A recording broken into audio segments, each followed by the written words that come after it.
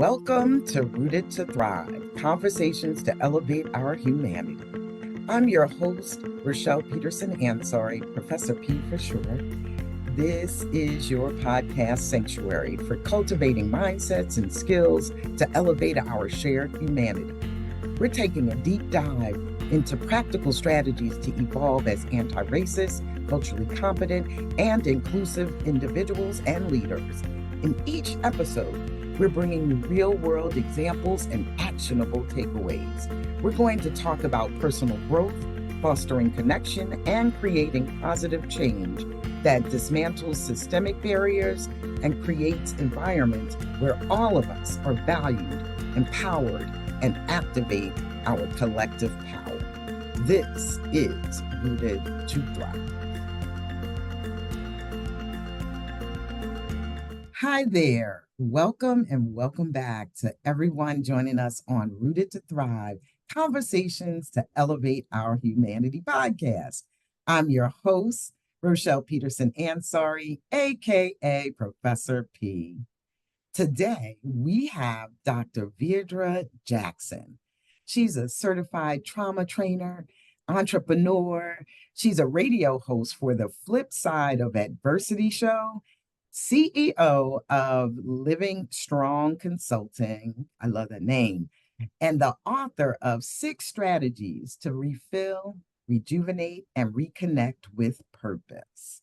Now, I've known Veirdre for more than 20 years now, and we first met through our sisterhood, Delta Sigma Theta Sorority Incorporated, in the greater Philadelphia area and in Pennsylvania.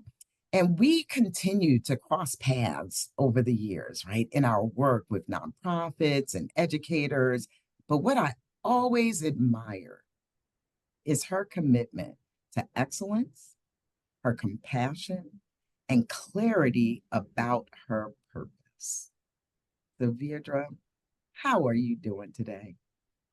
Oh, Rochelle, I am well. Thank you so much for that introduction. I felt that filled my cup. Thank Oh, you. wonderful, wonderful. Well, it is just a thrill to have you here today. I'm sure people hear me say that about everybody. I actually am thrilled about everybody that comes on this platform because we have to do something to help people just rise to the occasion of of supporting people and really honoring their human dignity. Yes. Absolutely. Yes, Absolutely. yes. So today, your topic, leading with heart-centered listening. I, to get started, could you just tell us a little bit about what that means and how does that help us elevate our humanity?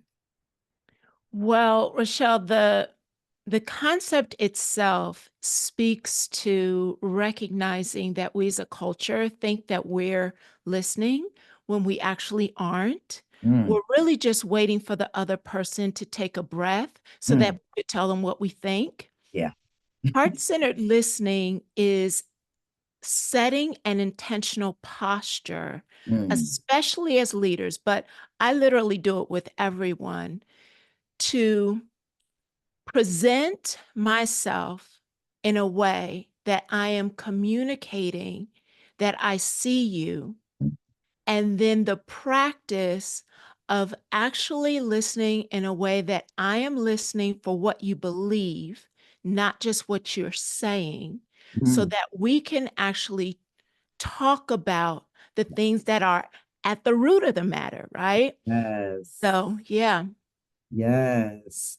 And it may be, it makes sense that we're talking about elevating humanity. But can you just elaborate a little bit on that connection? Like, how do Yeah. you see elevating humanity and how does that play into it? So, when we recognize brain science, that as human beings, we are searching every experience and environment for two things: safety and connection. Mhm. And one of the most foundational elements to really communicate that you are safe and that you are seen and that I value you is the quality in which I actually feel heard.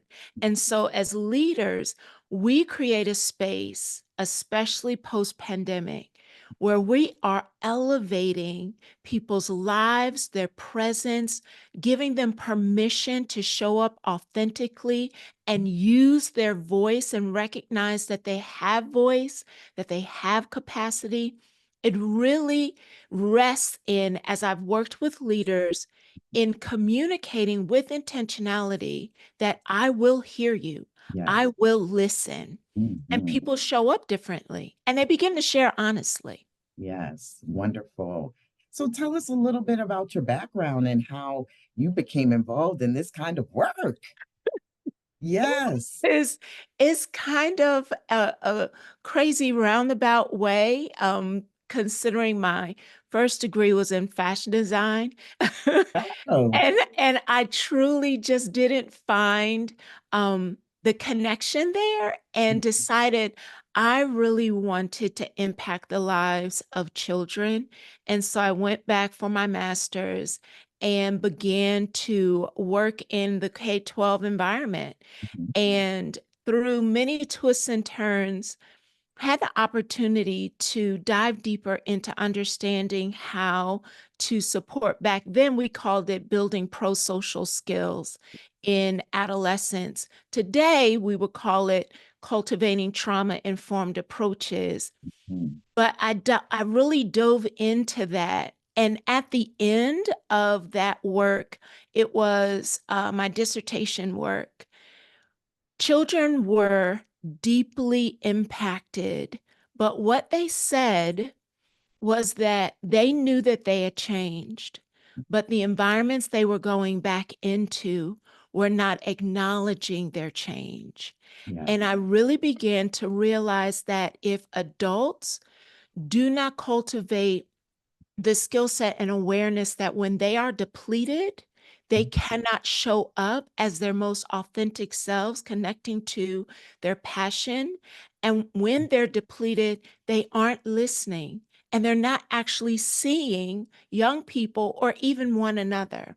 So it's been kind of a crazy ride, but I literally find it a privilege to be able to do my heart work every single day. Yes. Now, when it comes to heart work, many of us have a personal story that connects to that, right? Do you have a particular personal story that connects to, yeah, what led you here? So I often tell people this story, specifically in the refill training. I remember I was 2 weeks away from defending my dissertation. I had launched a very powerful, successful nonprofit in a community, and I, as the executive director, was driving the van to get kids to school because the van driver wasn't there. And I think all nonprofits leaders who are listening are nodding their head. Yeah, Yes. we do everything. Right.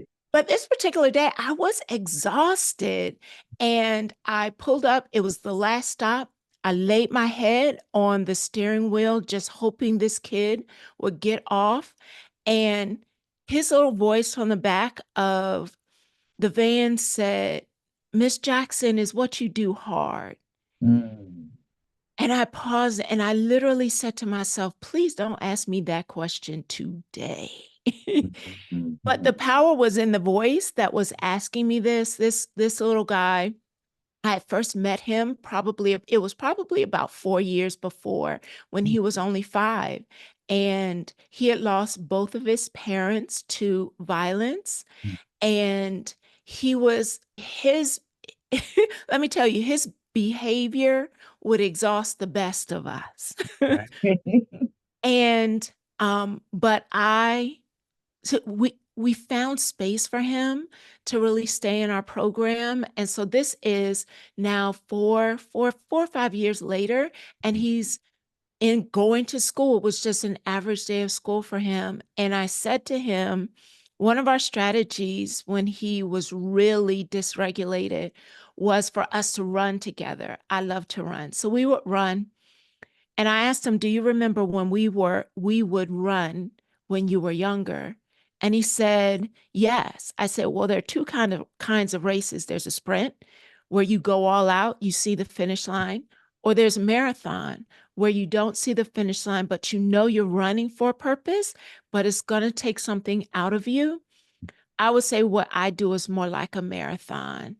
I know that there's a purpose to it, but it's taking something out of me right now. I know I'm going to finish, but I'm just tired. And he got up, got off the van, but just before he closed the door, he looked back at me and he said, "Miss Jackson, thank you for staying in the race." Yes. And I exhaled like I'd never exhaled before.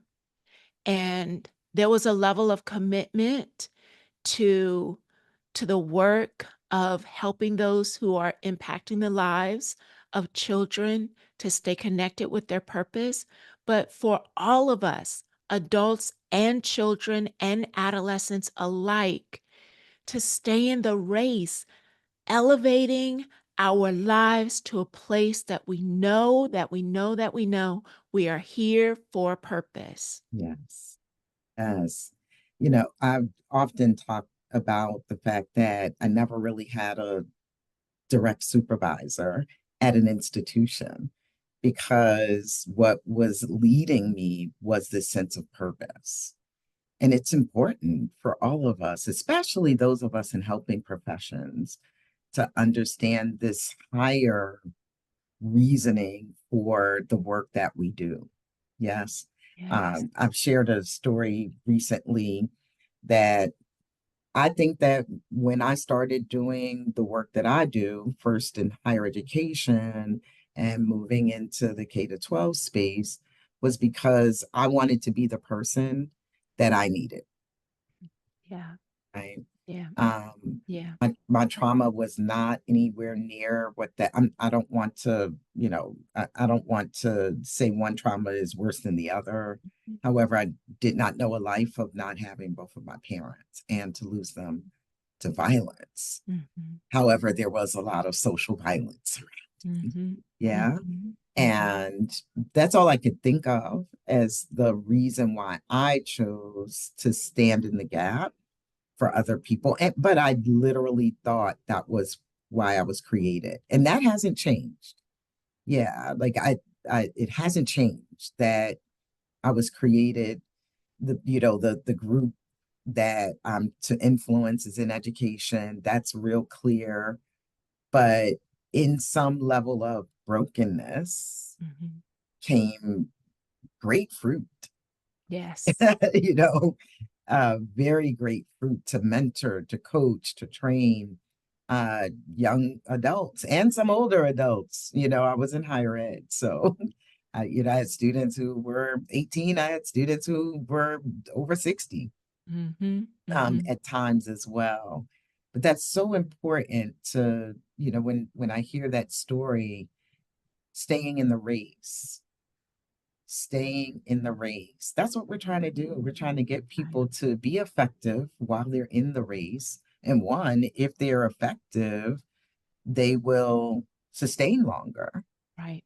Yes. That there's a direct correlation between understanding and connecting with Mhm. those, especially those who are different from you, right? They have identities that you don't share. Mhm. We have to be intentional about that. And If there's I'm sorry, but Okay. there's like this understanding when I work with specifically educators Mhm. who you have not had the lived experience of the students who are coming to you, but their stories, their experiences, and the things that have impacted them in such a way that they are trying to find grounding and regulation, and they're struggling with it. And so those elements can literally deplete an educator if we're not paying attention, because we get into it because of the empathy that we have, but the compassion, which is the action, if we don't pay attention, any action you do without any kind of rest or reset is going to leave you exhausted, and therefore you begin to compromise what you desire to do intentionally for what you can barely get through because you're so depleted. Yes. We have to fill our own cups Yeah, and we have to give from a full cup, yeah. not And a half. Rochelle, Mhm. can I also though lean in on this concept as well? Because I'm very careful, especially with administrators and leaders, to recognize we have to be careful in pathologizing the issue of self-care on Mhm. just the educator. Like, we have to get into this conversation around community care and Mhm. what that looks like, and building systems so that we're not saying, oh, did you use your self-care plan? But I'm putting you right back into a re-traumatized system Mhm. or experience that you're struggling in. So I think Yeah. there's both that personal piece, but there's also that community piece. Yes. And I hear community as the institutions, when those institutions are a part of larger systems of education or whatever the system is, right? And then also the surrounding community. Because many people think community, they think, oh, the people outside of these gates that we have up. Uh, exactly. Mhm, Yes. mhm.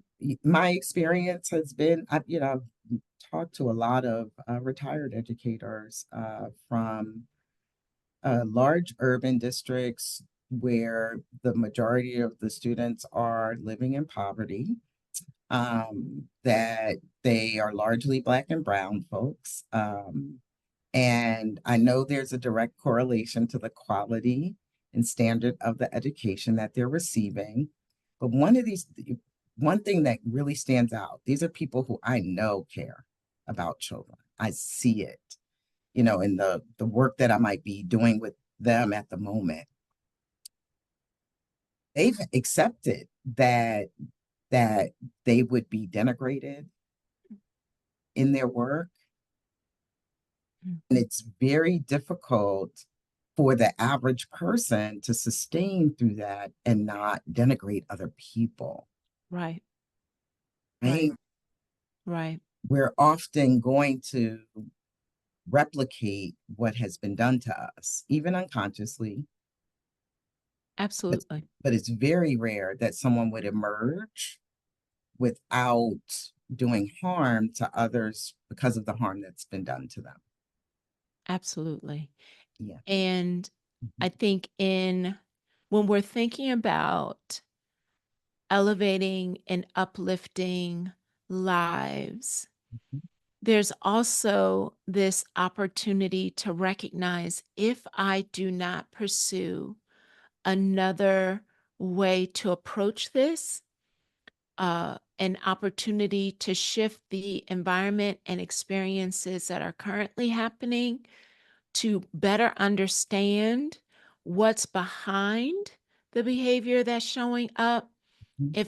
If I don't take intentionality around what I'm listening for and understanding what's really at the root of this, I literally am thrown all around by the tide of whatever the current dysregulated moment is throwing me.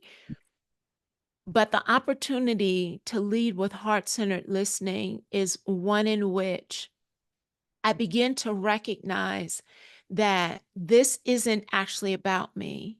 Like, the pain that's showing up Mhm. is not, it is actually has nothing to do with the fact that I'm standing in front of them. So now let's have a whole different conversation. Let me begin to use brain-based approaches and strategies that may not be the way I've always done it, Mhm. but it's what's necessary now in order for me to experience something different and stay well and stay in a healthier perspective for myself also. Yes. And so I'm glad you mentioned that heart-centered listening again, because let's start digging into what that looks like, right? Yeah. So you talked about reframing Yeah. what's happening in front of you, the people that you serve. It is not about you. Yes. Yes. And Okay. so I have people often laugh because it's reframing, but it's also first acknowledging your gut response, right? So it's Okay. not out loud, but actually acknowledging that whatever was said, whatever just happened in front of you, it impacted you.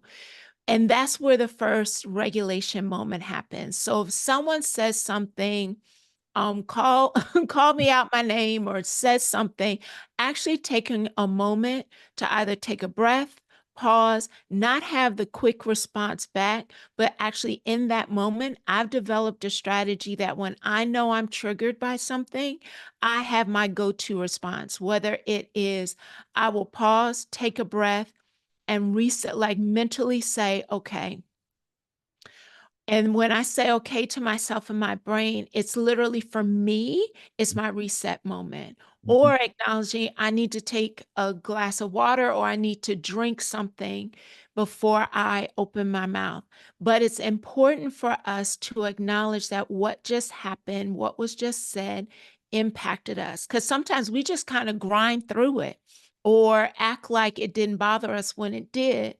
So it's acknowledging your gut response. And then it's listening not for what's being said, but what the person is believing. So if someone is throwing things at me about the classroom or about the situation, or even me, is I'm not speaking to don't talk to me that way. I'm speaking to it sounds like you are really hurting. There's something that has hit you and is hurting you, and you can't figure out how to get it out other than yelling at me.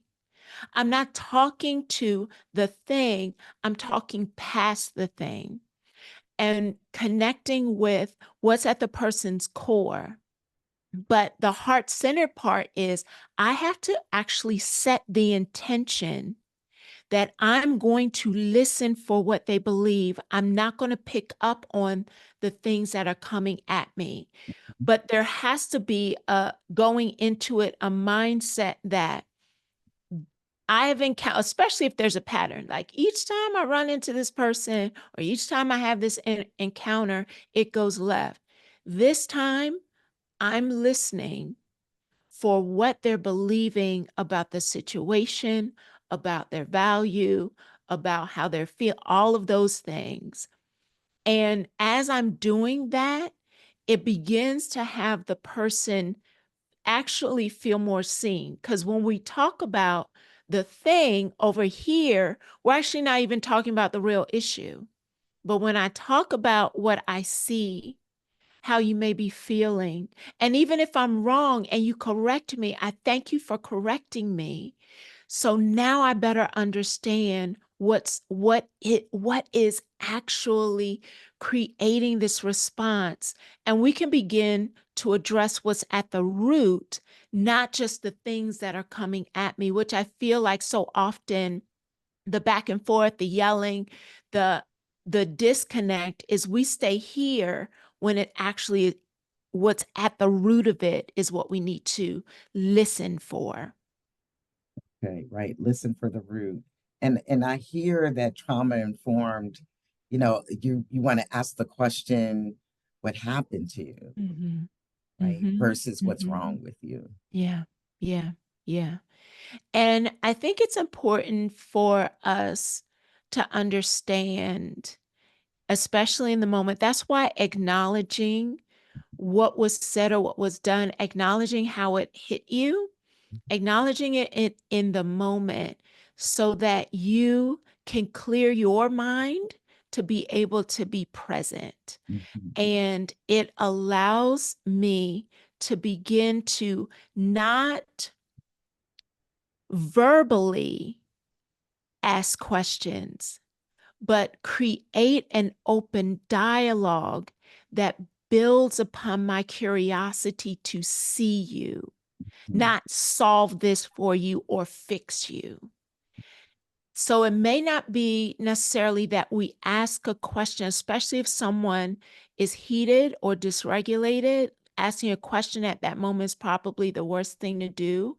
But if you are phrasing what you see, the perception of what you think the emotion is, or even acknowledging the reality of what's happening between you, the person, the situation in the class, the building, like acknowledging the situation and the reality of how hard things are, it allows people to then say, oh, you actually see what's happening to me, and we can begin to have a different conversation. Yes. And would you also say that the response that you just offered also assumes that people do have within them what they need? Do they Yes. do?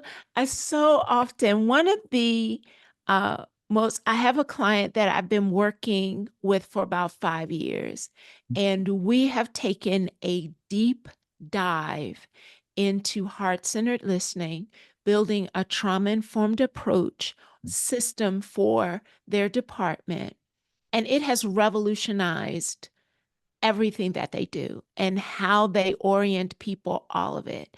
And when this type of work has truly allowed them to begin to create space for people to grow, not be fixed. So as a leader, sometimes we're in such a that hustle, that grind, that distracted place, dysregulated place. We just want to fix it so you can go away. We will never say that out loud, but at the root, Right. we're like, let me just fix this so you can go away because I have 5 other fires. Mhm. But using heart-centered listening, it revolutionized within their organization people not needing to constantly come to the one person to solve things, because they actually began to process what they were believing about situations, process their emotions, Mhm. process why am I responding this way? And so it built their own belief in their own capacity. Wonderful. And this was through work with one leader of the department, you said, right? It was a It, department, it was actually two leaders two leaders. Okay. over a pretty department that spanned a pretty large amount of the community. So it started with the two leaders, Mhm. and whenever I work with a team, the old John Maxwell adage of everything rises and falls with leadership, and the leadership lid will set the limits to how far your organization can grow.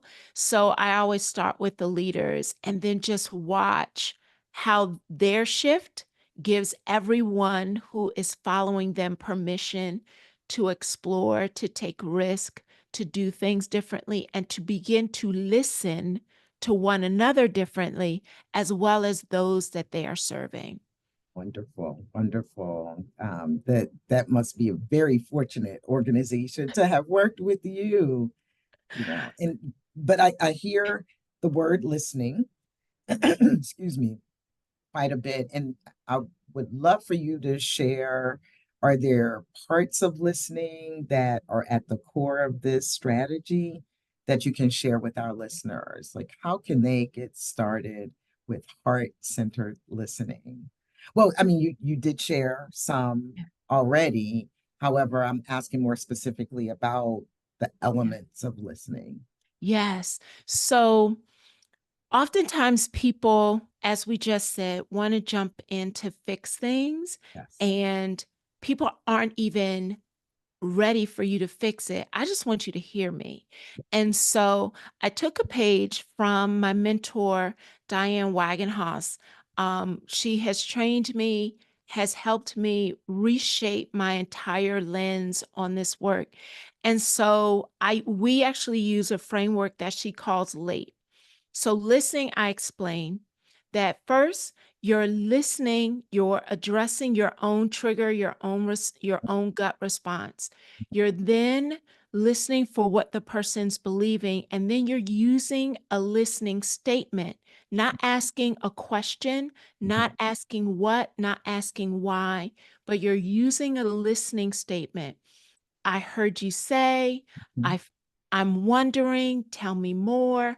You're keeping the conversation open so that not only are you gaining more data around what the root issue is, the person is processing what they believe as well. Because when we're dysregulated, we're just emoting, like we're just Mhm. throwing everything out there. But Mhm. as you slow the conversation down by not trying to fix it, but actually process, you allow the person also to begin to process and correct you. Well, no, actually, I'm not angry. I'm just so tired. Oh, so this process of how we haven't had enough resources has literally had you in a place where now you're tired, and that fatigue has you frustrated. And they'll continue to say yes, and then they will start unpacking what they believe. And you get to a place where you begin to allow them to think of how could they begin to address this for themselves. So the L of late is listen, and you use your acknowledging your gut response, listen for the internal dialogue, and then thirdly, you're using a listening statement, not a question. Mhm. After you recognize the rhythm, and this might be a little bit of an art for your listeners, but once you begin to practice it, you'll feel it. You will feel the rhythm of a conversation slow down. You may even hear the person actually take a breath. Once you feel the rhythm slow down, the second is actually affirm. Affirm them for who they are, for what they have gone through, the reality of it, their process, their effort. It doesn't always have to, we're not only affirming for an achievement, but there are actually 12 different categories of affirmation that we can begin to affirm someone around, whether it's reality, whether it's growth, whether it's the process, your effort. You can affirm there, and then only after you have actually listened and you have affirmed can you then teach, Mhm. offer the suggestion, provide an insight, provide a nugget. Oftentimes we rush to want to provide the nugget, well, just do this, and and all the person's going to do is come back to ask you for the next nugget. That's right. When we embed the teach after the affirm, you actually are at a place where you haven't discounted the person. You've created the opportunity for the person to process. And now, when you actually share some type of nugget, insight, strategy, or tool you're teaching there, then you end with explore. So what did you hear? What stuck with you? Where do you want to go from here? What do you think you're able to do? You then close this moment with explore. I want to be honest with everyone. Depending on how dysregulated or how disconnected your feedback loops of listening are, you may not get to all four: listen, affirm, teach, explore in one sitting. Right. It's not a nice, neat package. Mhm. It is sequential, it's not linear. You have to listen first. So don't try and do them out of order. It is sequential, but it's not linear. So you may listen and affirm, realize you need to go back to listen again, affirm, and then teach. And then you may say, oh, I need to listen some more. It's sequential, but it's not linear. But it is an opportunity to process not just fix. Mhm. After everything we've been through, people want to feel seen, but Mhm. not just through sight. They want to feel understood, heard, valued. And as the leaders that I've worked with who really practice this, they found that their reflective supervision has changed, how their staff engage with clients and youth has changed, and even how they create their whole orientation process to the work they do has changed. Oh, wonderful, wonderful. And since you mentioned a client, I know you don't want to, share who they are, but how long did it take for them to experience that shift in the culture? And just give us a sense of like how large a department. So, this particular, I would say it was two leaders with probably about 12 to 20 between the two departments, about 20 staff Okay. who impacted two entire counties Mm, of um of Pennsylvania. And so their base was huge. The amount of families and children they impacted was huge, is mm, huge. mhm, Um, and when to answer your question, I would say they began to really feel and see a tangible shift in climate and culture within about 3 years. Beginning shift of just relationships actually started happening the first year. oh, That vulnerable, but it required them as leaders to be really vulnerable, yes. to allow me to coach them when they were making an assumption or when they were trying to rush Mhm, the process. mhm, But it required them as leaders to actually look at themselves, to yes. look at where they were armoring up Mhm, or they were being defensive or recognizing when they actually weren't listening. And yes. through that vulnerability, I would say even within that first year, they saw a change in themselves, and then staff began to like, "Something's different." That's right. That's right. That's right. And you have to stay the course. Yes. Yes, you have to stay the course. I love it. A lot of people, well, unfortunately, there's so many different ways to lead. It's not unfortunate that there are different ways to lead, but there are so many people who have gotten into leadership positions, and it wasn't because of leadership ability, Mhm. right? It Yeah. was you do a great job and and you meet deadlines, so you raise to leadership, yes. And so then they have not been properly prepared to Mhm. diagnose an issue, to deploy their people, right? To help develop their people before they deploy, Yeah. which would be that that I guess, or that Yes. exploration in your acronym late, right? Yes. And we so many people don't understand that they can't give what they don't have. You Yes. just cannot give what you don't have. Let's get real to elevate our humanity and say, hey, we need a coach before we can coach somebody else. Yes.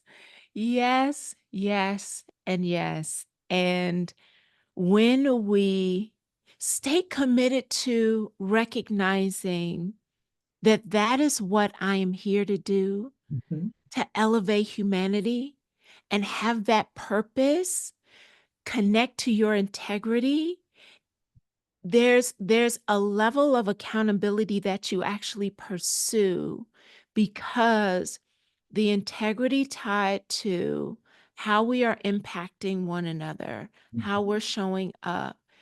It for me, it just runs through my soul mhm, when I'm working with a client and I will um, discern, is this actual purposeful work for you? Because there are too many people who are marginalized, who don't have access, who are literally dying on the vine, and they don't have time for you to play around. They don't have time for you not to be serious. Mhm. And you cannot, and I tell my client, our first journey in this, I would stand flat-footed and say, how dare you go out and want children, families, parents to change something in their lives, their behaviors that they don't even have a blueprint for, and you won't work on you. That Right. lacks integrity. There you go. Mhm. There Yeah. it is. Yes, it So does. And it has been a unfortunately, journey. yeah, so many of us have gone through life. This is not a finger pointing Yeah. exercise. This is No. just the reality. And we know how many of us have been conditioned in that way, Ooh, right? absolutely. We have not seen leaders who, by and large, Mhm.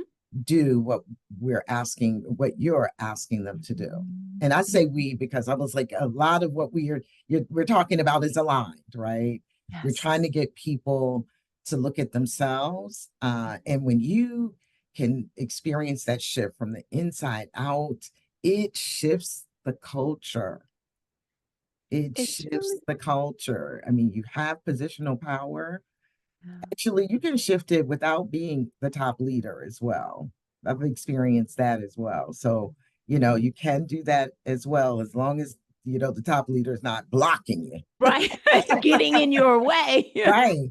But the Yes. top leader may not be the person, may be someone among the group that's not ready, right, to have Mhm. set that intention. The reason Mhm. why I bring that up is because I've been in a workplace situation, was not the top leader, but I refused to be in professional meetings where people did not treat each other well. Right.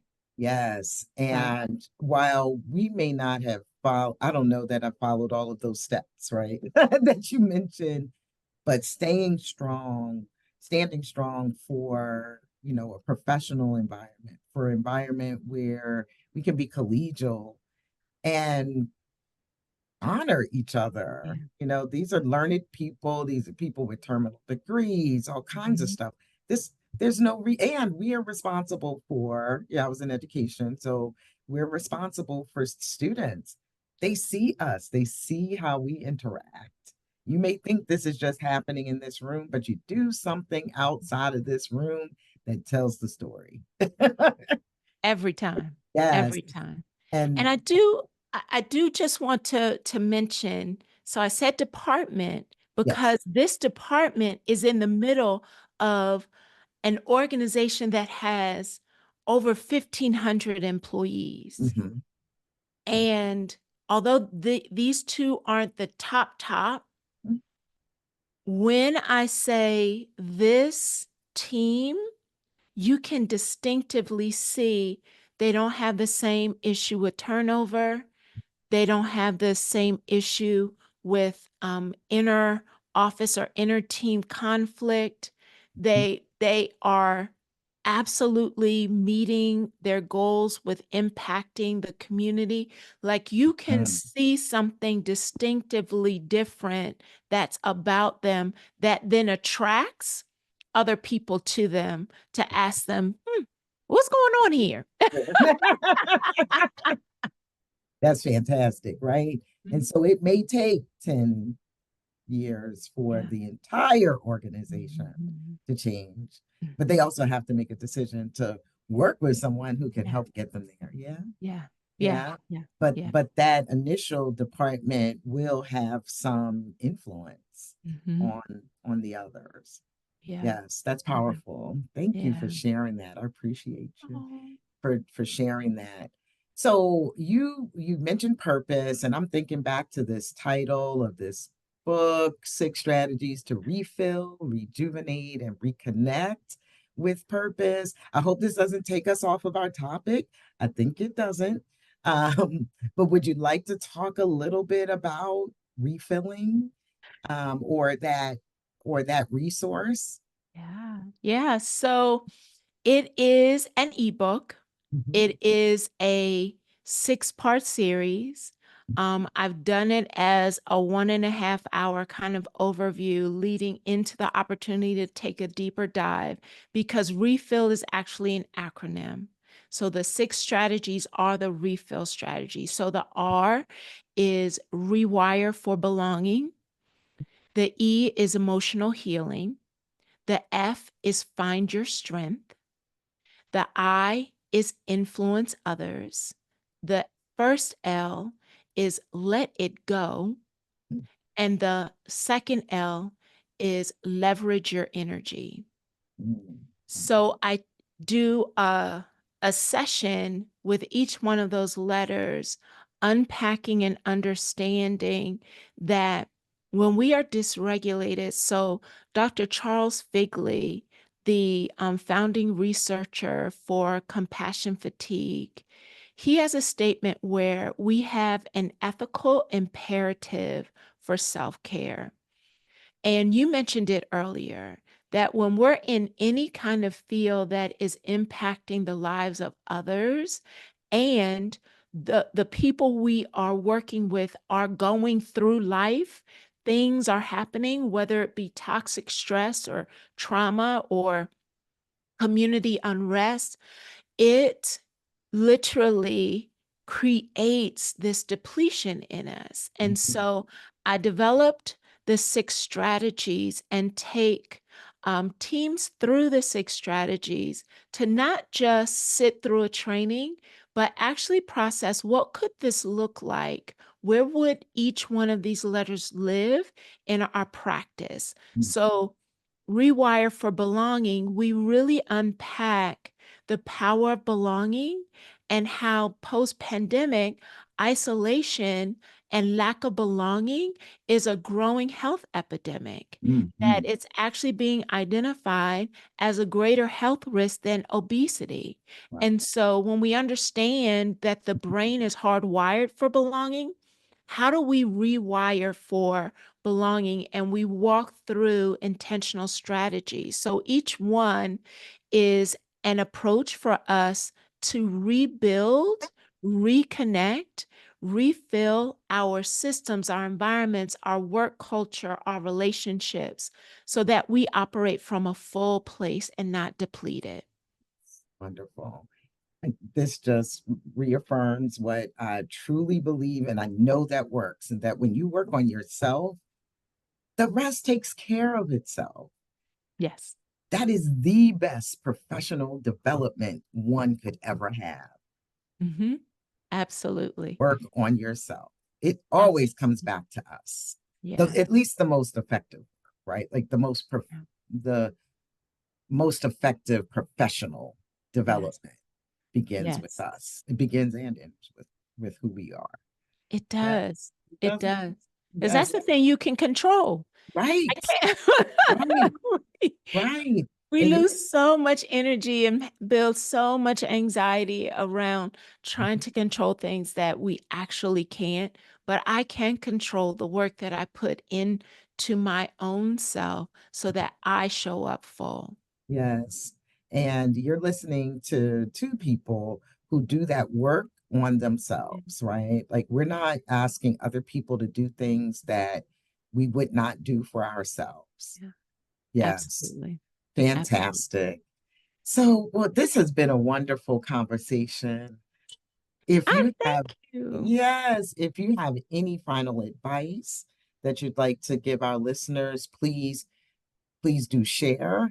And if there are any resources that you would recommend, please share that with our group, with our listeners, and we'll sign off from there. Awesome. Well, first of all, thank you so much for this space, this time, this conversation is nothing like speaking with like-minded souls. Yes, indeed. So I thank you for that. And I would challenge the listeners in recognizing listening is actually a skill. It is not intuitive. And so it is going to take practice. It is going to feel uncomfortable. It may initially take you more time, but it will pay you back over time. If you practice, lean in, and allow the process to begin with you, and it literally gives others permission to start listening differently as well. If Mm, you would like access to the ebook, you can go to refillmeplease.com, refillmeplease.com, and download the resource. And then you're also connected, and we'll be able to loop you into things that we're doing. And there is actually, just as you shared, uh, that we are people who continue to work on ourselves. There's actually a book, and I want to grab the cover of it. There's a book that I'm reading now that I am falling in love with. It's called Lead Bigger by mm, Ann Chow. She actually was the CEO of AT&T Business, mm, and she has reframed this concept of inclusion. She really unpacks how inclusion, and we often make it so small when it's really such a huge concept, that when you reframe inclusion, mhm, you it actually opens you up to lead bigger. It's a great resource. mhm. I'm reading it right now, and I invite Excellent. others to work on themselves and do the same. Excellent, excellent, excellent. Oh, that is powerful. I love it. So we have go to refillmeplease.com. Yes, download your ebook and pick up the book by Ann Chow.